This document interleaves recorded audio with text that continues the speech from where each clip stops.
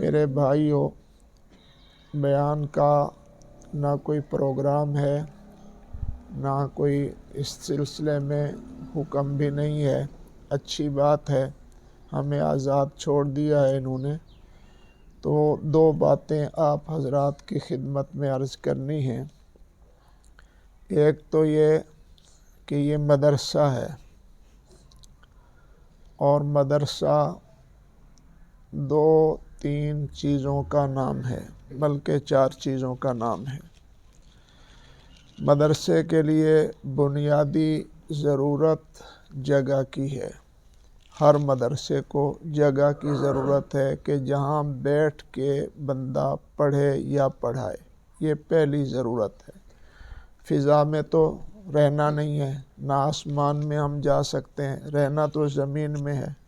پڑھنے پڑھانے کے لیے سب سے پہلی جگہ، پہلے جو ضرورت ہے وہ پہلی ضرورت جگہ ہے۔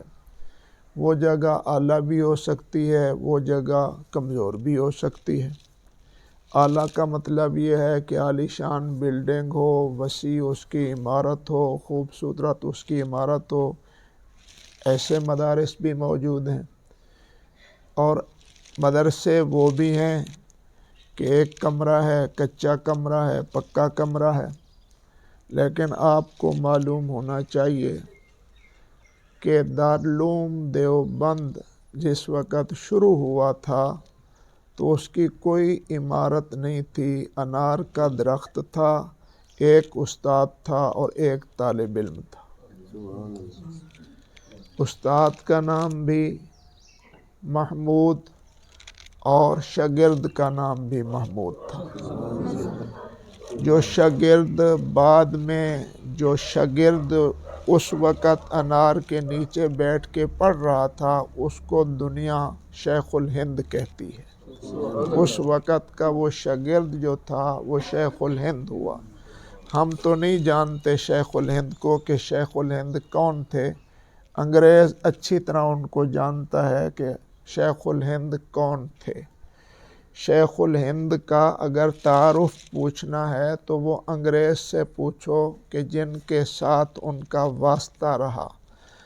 انگریز یہ کہنے پر مجبور ہوا ہے کہ شیخ الہند محمود الحسن ایسی شخصیت ہے، ان کو کفر سے، ان کو انگریز سے اتنی نفرت ہے کہ اگر اس کی ہڈیوں کو جلا دیا جائے تو تب بھی اس کی راکھ سے انگریز مرد آباد کی آواز آئے گی۔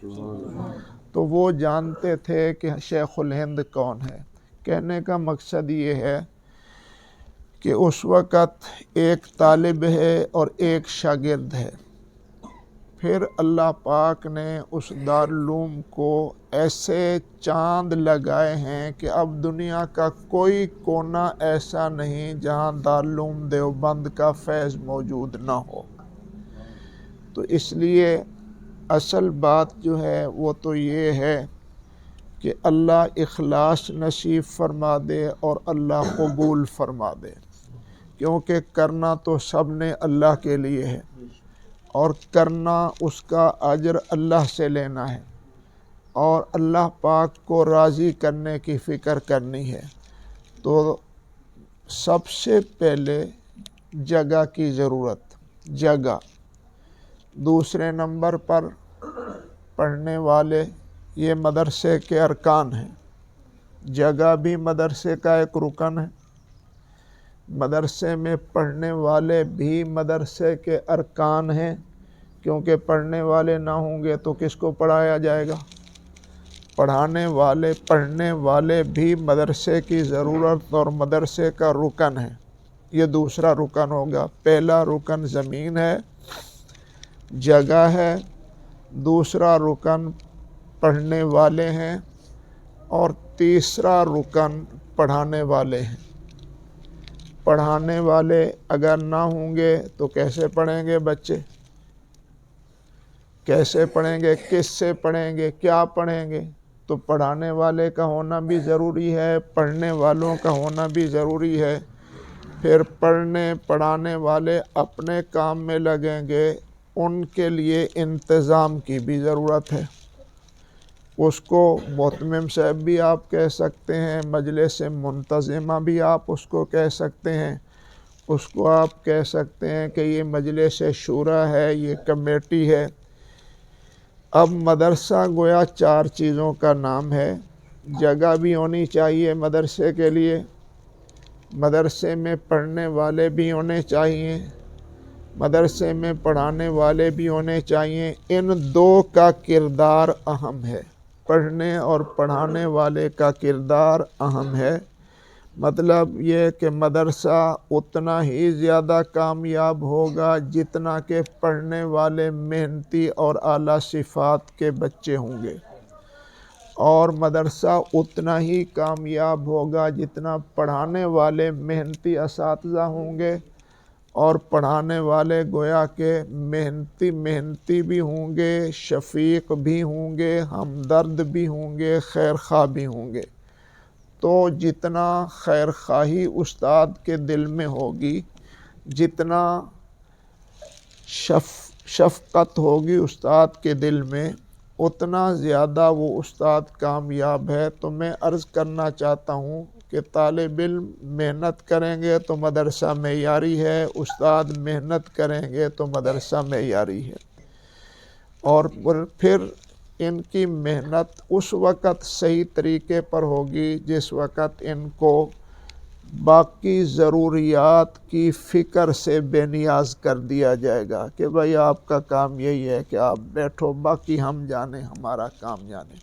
سرکار دو عالم صلی اللہ علیہ وسلم نے ارشاد فرمایا کہ 2 شخص قابل رشک ہیں۔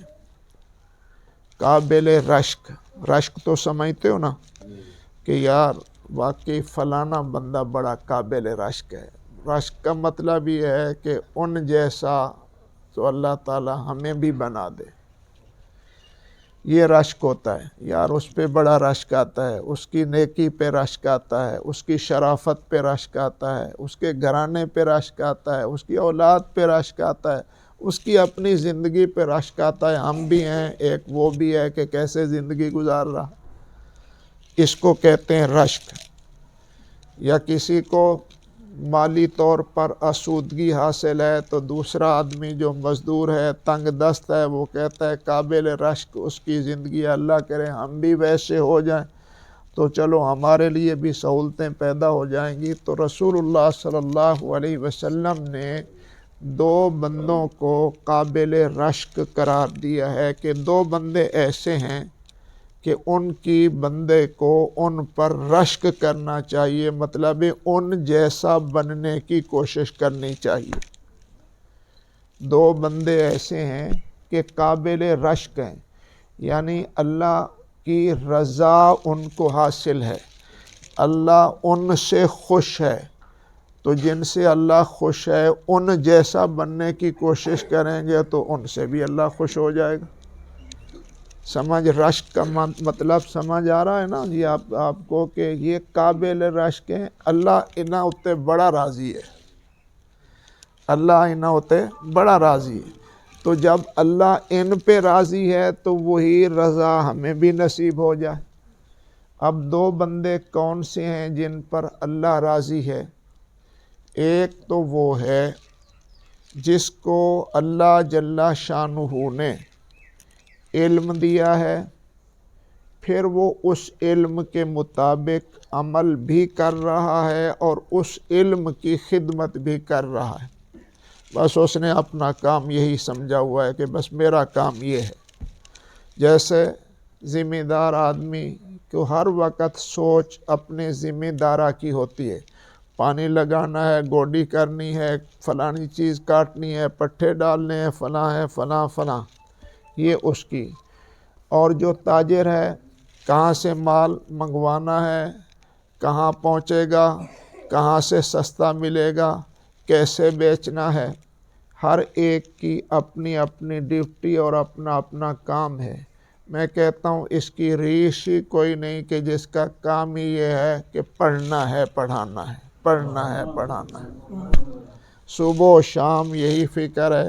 اچھا اس بچے کا اتنا ہو گیا، اس بچے کا بھی کچا ہے، اس کا بھی پکا ہے، اس کو حافظ بنانا ہے، یہ واحد علم ہے، واحد علم ہے، واحد علم ہے کہ اس میں استاد یہ کہتا ہے کہ میرا شاگرد مجھ سے بڑھ جائے، سبحان اللہ۔ یہ واحد ہے۔ باقی ہر ہنر والا استاد یہی کہتا ہے ایدا ہنر میرے تو کم ہی رہے، ورنہ لوگ ایدے وال چلے جان گے، میرا تو کوئی پوچھے گا نہیں۔ لیکن یہاں اور بات ہوتی ہے، یہاں یہ ہوتی ہے جیسے ایک باپ اپنے بیٹے کے متعلق یہ سوچتا ہے کہ میرا بیٹا اور ترقی کرے اور ترقی کرے اور ترقی کرے۔ خدا کی قسم یہی کیفیت ہے ان دین پڑھانے والوں کی کہ ان کا بھی یہی نظریہ ہوتا ہے کہ میرا بچہ، میرا مدرسہ اور ترقی کرے اور ترقی کرے اور ترقی کرے۔ سکول والے تو کہتے ہیں کہ ترقی کریں اس لیے کہ ان کو فیس ملتی ہے، تو یہاں ترقی کا مقصد یہ ہوتا ہے کہ جتنا ہم ترقی کریں گے اتنا ہم سے ہمارا رب خوش ہوگا، اتنا ہماری آخرت بنے گی، اتنی ہماری قبر بنے گی۔ تو یہ آدمی قابل رشک ہے۔ ہم تو کہتے ہیں ملا ہے نا، ہم تو کہتے ہیں قاری جی اور حافظ صاحب، نہیں، ہماری نگاہ میں یہ ہے، لیکن نگاہ نبوت میں اس کو بہترین قرار دیا گیا ہے۔ خیرکم من تعلم القرآن وعلمہ۔ تو ایک آدمی تو وہ قابل رشک ہے، مطلب اس جیسا بننے کی ہر کسی کو خواہش ہونی چاہیے۔ اللہ پاک جیسے ہمارے یہ ہیرے آپ نے پیدا کیے، ہمارے گھر سے بھی ہیرا پیدا کر دے، ہمارے بچے کو ایسا بنا دے، ہماری بچی کو ایسا بنا دے۔ یہ رشک ہونا چاہیے کہ دیکھو یار ہم تو سارا دن دنیا دنیا دنیا اور یہ بیٹھے ہیں، اللہ کے دین کی خدمت کر رہے ہیں۔ باقی آپ کہیں گے نا جی کھائیں گے کہاں سے؟ جہاں سے پرندے کھاتے ہیں وہاں سے ہم کھائیں گے، جہاں سے درندے کھاتے ہیں وہاں سے ہم کھائیں گے۔ جو ذات موذی جانوروں کو اور گویا کہ جنگل کے جانوروں کو بر وقت روزی دینے پر قادر ہے، تو وہ قرآن پڑھنے پڑھانے والوں کو روزی نہیں دے گا؟ بہت دے گا، دے رہا ہے۔ ایمان کی ضرورت ہے۔ میں کہہ دوں تو بے جا نہ ہوگا مفتی صاحب، چلو میں مفتی صاحب کو چھوڑتا ہوں، میں اپنے آپ کو یہ بات کہتا ہوں کہ میں ایک ایسے خاندان کا فرد ہوں کہ ہمارے والد صاحب نے زندگی بھر کاشتکاری کی تھی۔ بڑی مشکل سے ہم روٹی پوری کرتے تھے اپنے گھر کی، بڑی مشکل سے۔ لیکن انہوں نے کہا بیٹا میں نے آپ کو پڑھانا ہے، اور پڑھانا بھی دین ہے، پڑھانا بھی قرآن ہے، اور پڑھانا بھی علم ہے۔ تو اس کی برکت سے پورے خاندان میں اللہ کا شکر ہے، اللہ کا فضل ہے کہ ہماری روزی، وہی جن کی روزی بڑی مشکل سے پوری ہوتی تھی، ہم نے پڑھا ہے، کچھ نہیں کیا، تو اللہ پاک نے عزت کی روٹی دی ہوئی ہے، الحمدللہ۔ تو میرا مقصد یہ ہے کہ جن کو اللہ پاک اپنے دین کے لیے قبول کرتا ہے نا، تو اس کی روٹی کی ذمہ داری اس کے اوپر ہوتی ہے۔ وہ پھر آپ جیسوں کو ان کا محب بنا دیتا ہے، آپ جیسے لوگوں کے دلوں میں محبت ڈال دیتا ہے کہ یار ہم بھی اس میں کوئی حصہ ڈالیں، یہ اچھا کام کر رہا ہے، اس کے ساتھ ہم بھی شریک ہو جائیں۔ تو میرے بھائی ایک بات تو یہ ہے کہ یہ بچے اور یہ استاد یہ قابل رشک ہیں، قابل رشک۔ ان کو کبھی بھی حقارت کی نظر سے نہیں دیکھنا چاہیے۔ یہ ان کی عظمت ہے کہ اتنے درجوں پر اللہ پاک نے ان کو فائز کیا ہے، پھر بھی یہ ہمارے ساتھ ملتے جلتے گلتے ہیں، ورنہ اللہ پاک ان کا خود معین اور مددگار ہے۔ جو ان کے ساتھ مل جائیں گے وہ بھی اپنی عاقبت سنوار لیں گے۔ ایک تو وہ شخص کہ جو اللہ پاک کا علم سیکھ کر کے اس کو پھیلا رہا ہے، ایک وہ شخص جس کو اللہ پاک نے مال عطا فرمایا،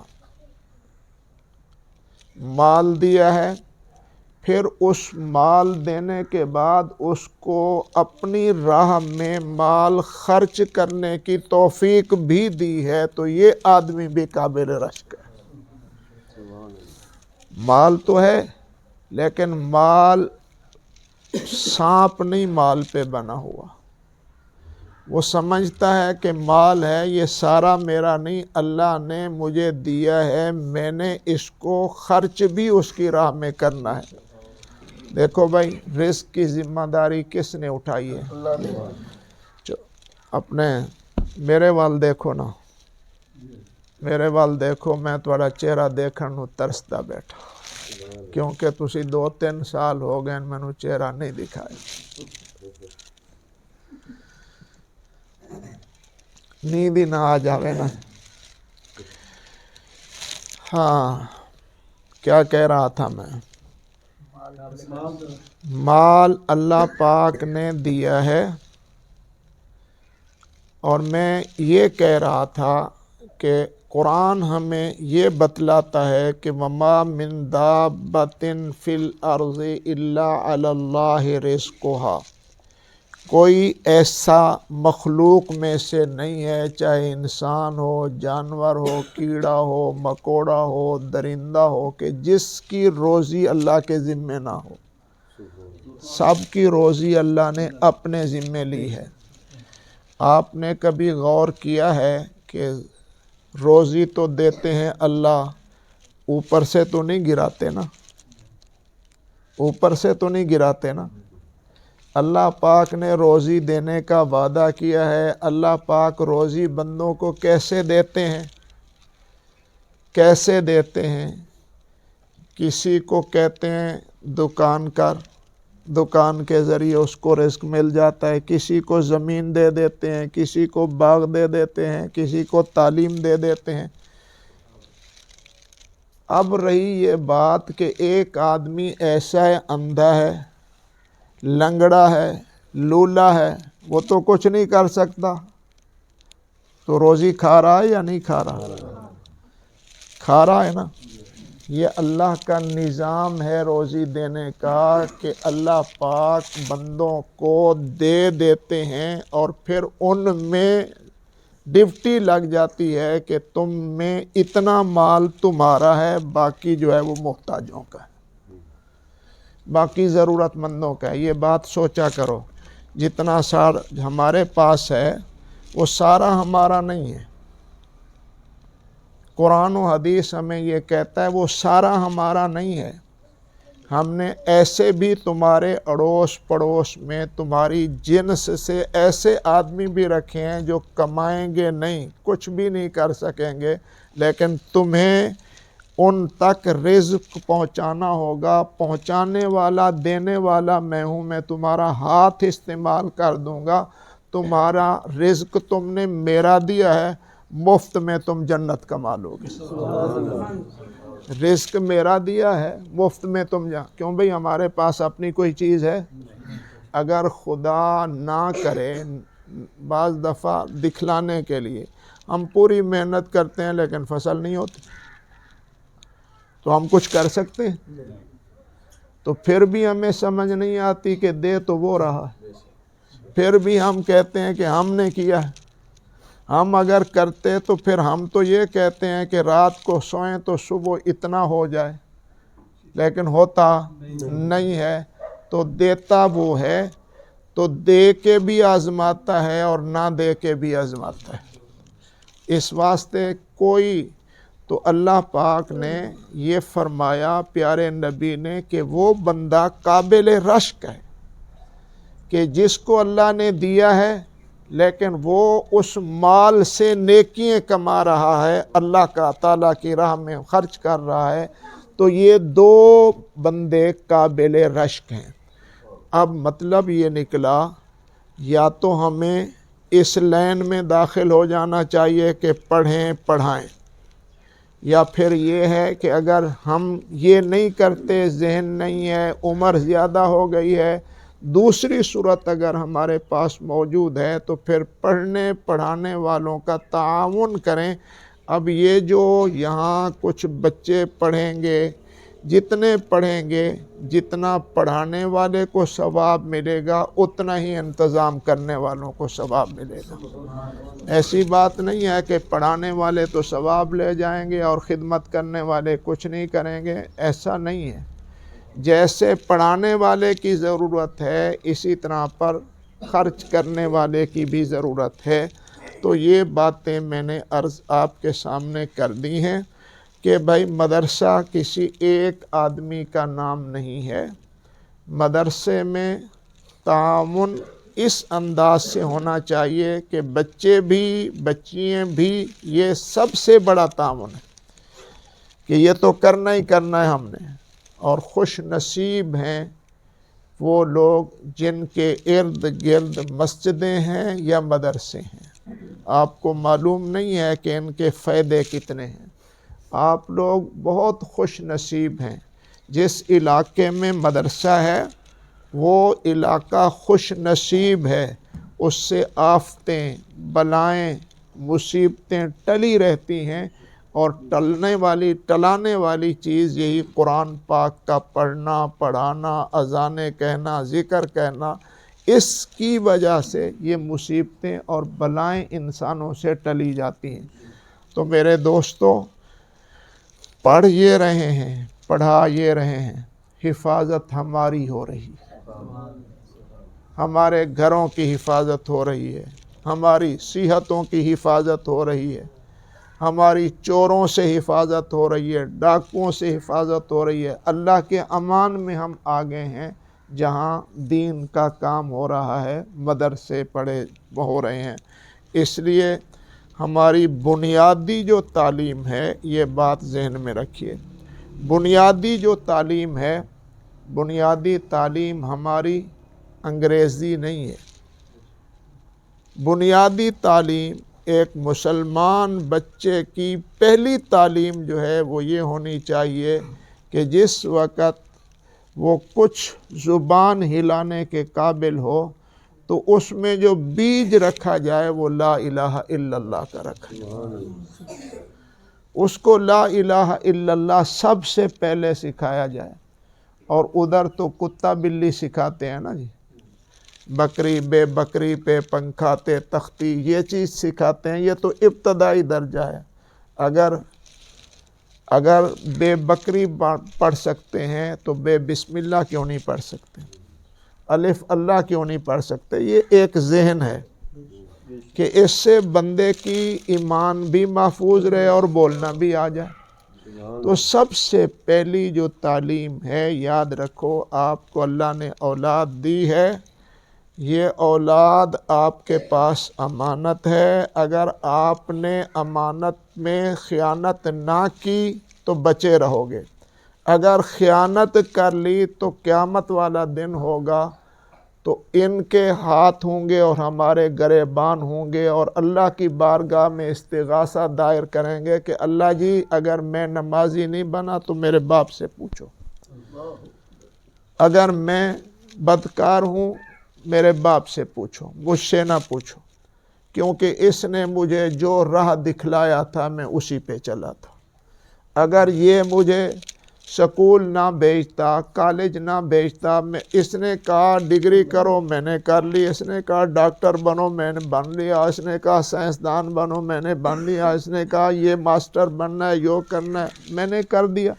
اگر یہ کہتا کہ اللہ کو پہچانو میں وہ بھی کرتا، رسول کو پہچانو میں وہ بھی کرتا، اس علم کو دیکھو جو علم حضور لے کے آئے ہیں اللہ دینے والے میں وہ بھی کرتا۔ کیوں بھئی، یہ بات سمجھ آتی ہے یا نہیں آتی؟ آتی ہے سمجھ؟ نہیں آتی کہ ہم دنیا میں جو آئے ہیں ہم اللہ کو بھی نہ پہچانے اور اللہ کے رسول کو بھی نہ پہچانے، ایسی زندگی پہ توف ہے۔ یہ کون سی زندگی ہوئی؟ اصل زندگی یہی ہے، بنیادی تعلیم ہماری جو ہے وہ یہی ہے، وَعَلَّمَكَ مَا لَمْ تَكُنْ تَعْلَمْ وَكَانَ فَضْلُ اللَّهِ عَلَيْكَ عَظِيمًا۔ اس کو فضل عظیم کہا گیا ہے۔ تو اس لیے ہم نے اپنے بچوں کو سب سے پہلے کلمہ، نماز، اذان، روزہ जनाजा, ये चीज़ें पढ़ा के फिर आपकी मर्ज़ी जितना आप इसको डिग्रियां हासिल कराते हैं कराएं, लेकिन बुनियादी तौर पर मुसलमान होने के नाते उसको पता होना चाहिए कि अगर मेरे पास कुरान नहीं है तो मेरे पास कुछ भी नहीं है। अगर मेरे पास कुरान नहीं है तो मेरे पास कुछ भी नहीं है, और कुरान अगर मेरे पास है तो मेरे पास दुनिया दोनों जहानों की दौलत मेरे पास मौजूद है। मेरे पास सब कुछ मौजूद है, मेरे पास सब कुछ मौजूद है। हज़रत अब्दुल्ला बिन मसूद रज़ी अल्लाह ताला अन्हु बहुत बड़े सहाबी हैं, बहुत ऊंचे सहाबी हैं, बहुत ऊंचे सहाबी हैं। मैंने किसी जगह पे पढ़ा है सैयदना अब्दुल्ला बिन मसूद रज़ी अल्लाह ताला अन्हु का दर्जा सहाबा में खुलाफाए राशिदीन के बाद पहले नंबर पे। इतने बड़े सहाबी हैं, इतने दुबले पतले थे। कहा जाता है कि अगर कोई आदमी बैठा हो, कोई अच्छे कद वाला बैठा हो और उनको खड़ा कर दिया जाए तो तकरीबन बराबर होते थे, इतना छोटे से थे, छोटे से थे। एक दफ़ा खजूरों के दरख्त पे चढ़े हुए थे तो हवा आई, चादर इधर उधर हुई, पिंडली देखी गई तो आपस में साथी कहने लगे यार इसकी पिंडलियाँ तो बच्चे से भी गई गुजरी, इतनी छोटी छोटी पिंडलियों वाला है। ये बात हुजूर को पहुंची। हुजूर सल्लल्लाहु अलैहि वसल्लम ने फरमाया इसकी पिंडलियों को ना देखो, अल्लाह के नज़दीक इसके मकाम को देखो। ये बहुत बड़े मकाम वाला आदमी है, ये ऊंचे मकाम वाला आदमी।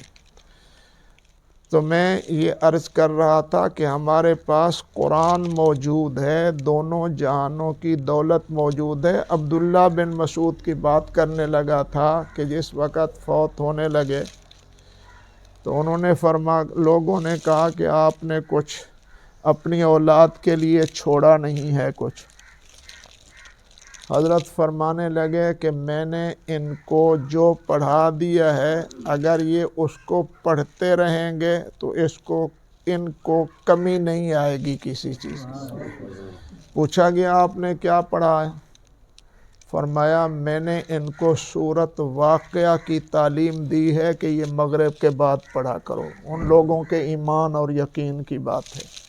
तो हमारे पास कायनात की नेमत मौजूद है कुरान की, इसका हक है कि हम उसको पढ़ें, देखें, इस पर हमारा ईमान हो, हमारी इससे मोहब्बत होनी चाहिए कुरान पाक से।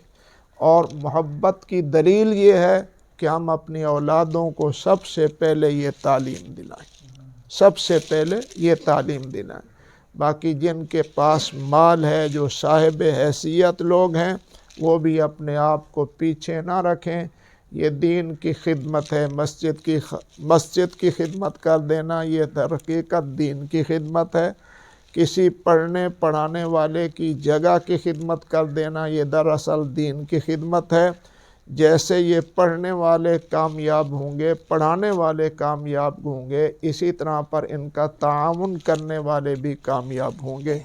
आखिरी बात मैं बच्चों से अर्ज़ करता हूँ, मुफ्ती साहब और असातिज़ा भी सुन रहे हैं ये बात। असल में तो ये तीनों तबक़ों के लिए है, वालिदैन के लिए भी ये बात है, उस्तादों के लिए भी ये बात है, ख़ुद बच्चों के लिए भी ये बात है। फतवा तो मुफ्ती साहब देते होते हैं, मैं मसला अर्ज़ कर देता हूँ। मसला ये है कि कुरान पाक का पढ़ना, हिफ्ज़ करना फ़र्ज़ नहीं है, लेकिन जब अल्लाह ने ये नेमत दे दी है तो फिर इसको मौत तक महफूज रखना फ़र्ज़ है। फिर इसके भूलने पर जितना गुनाह है, हदीस शरीफ में आता है, इतना गुनाह किसी और जुर्म का नहीं है जितना कि कुरान पाक को पढ़ कर के भुलाने का गुनाह है। अब इससे आपको पता चलेगा कि कुरान कितनी अज़मत वाली चीज़ है। कोई गुनाह, हदीस शरीफ में आता है, हमारे सामने اتنا گناہ کوئی نہیں آیا جتنا گناہ اور جتنی وعید قرآن کے پڑھ کر کے بھلانے پر، سارا قرآن بھلانے پر نہیں، ایک آیت بھی اگر بھلا دی ہے تو اس پر بھی بہت بڑا مواخذہ۔ اس لیے پڑھ تو لیا ہم نے، والدین بھی سمجھتے ہیں کہ ہمارا حافظ ہونا چاہیے جی، بس ہو گیا ہے جی حافظ، پڑھ لیا ہے جی حافظ۔ حفظ کی سند استاد سے ملتی ہے۔ استاد جب کہے کہ اب آپ کا بچہ قابل اعتماد حافظ ہے، کیونکہ صرف پار لگ جانے سے یہ ڈگری حاصل نہیں ہو جاتی، ایک دفعہ پار لگ کے بھی بندے کو اس پر مزید محنت کی ضرورت ہوتی ہے، والدین کو پتہ نہیں ہے۔ تو میں کہا کرتا ہوں کہ حافظ کرنے کے لیے بندہ اپنی اولاد کے 4-5 سال لگوا دیتا ہے، صرف 1 سال باقی بچتا ہوتا ہے اچھی طرح حفظ کرنے، اچھی طرح اس کو یاد کرنے کے لیے، وہ چھوڑ دیتے ہیں جی ہمارا وقت ضائع ہو رہا ہے۔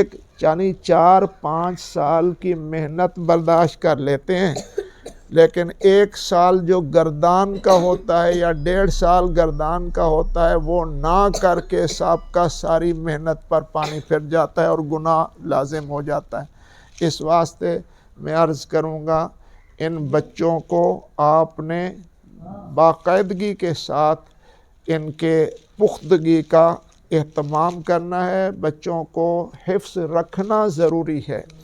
اور پھر اگلی بات یہ ہے، حفظ آپ کہیں گے جی ہم گھر میں اس کا اہتمام کریں گے کہ یہ سپارہ سنایا کرے، گھر گیا گھر گیا، گھر میں یہ نہیں ہوتا، بالکل نہیں ہوتا۔ یہاں ماحول ہوتا ہے، ہر چیز اپنے ماحول سے آیا کرتی ہے۔ جب بندہ کسی نیک کے ساتھ اٹھنا بیٹھنا شروع کر دیتا ہے، وہی جذبات بن جاتے ہیں۔ جب دیکھے گا اب بھی پڑھ رہے ہیں، اب بھی پڑھ رہے ہیں، اب بھی پڑھ رہے ہیں، تو وہ اٹھ کے پڑھے گا۔ جب دیکھے گا وہ بھی سویا ہوا ہے، وہ بھی سویا ہوا ہے، وہ بھی سویا ہوا ہے، اس کے ہاتھ میں بھی قرآن نہیں، وہ بھی اپنے کام میں لگا ہوا ہے، وہ بھی اپنے کام میں لگا ہوا ہے، تو اس نے پڑھنا تھوڑا ہے۔ تو اس لیے میں عرض کرتا ہوں والدین کی ذمہ داری ہے کہ وہ بھیجیں، استادوں کی ذمہ داری ہے کہ ان کو یاد کرائیں، اور پڑھنے والوں کی ذمہ داری ہے کہ اس کو اب یاد کر لیا ہے تو اس کو پڑھنا بھی ہے، اس پر عمل بھی کرنا ہے۔ اور یہ تو صرف لفظ یاد کیے ہیں جو بہت بڑا اللہ کا انعام ہے، لیکن کمال انعام اس وقت ہوگا پھر اس کو آگے سمجھنے کی بھی کوشش کریں۔ عالم بنیں یا عالم پورے نہیں بن سکتے تو اتنا تو ہونا چاہیے کہ ہمیں پتہ تو ہونا چاہیے نا ہم پڑھ کیا رہے ہیں۔ ایاک نعبد و ایاک نستعین کا مطلب کیا ہے، اہدنا الصراط المستقیم کا مطلب کیا ہے، قل هو اللہ احد کا مطلب کیا ہے، موٹی موٹی چیزیں تو ہونی چاہیے نا۔ میں نے پھر جو کام کرنا ہے کم از کم اس کام کے متعلق تو مجھے معلومات اسلامی ہونی چاہیے نا۔ تو یہ سب کی ہماری ذمہ داری ہے۔ یہ ٹوٹی پھوٹی باتیں اللہ پاک نے جو میرے دل میں ڈالی ہیں میں نے عرض کر دی ہیں۔ اللہ آپ کا بیٹھنا قبول فرمائے، سننا اور میرا کہنا قبول فرمائے۔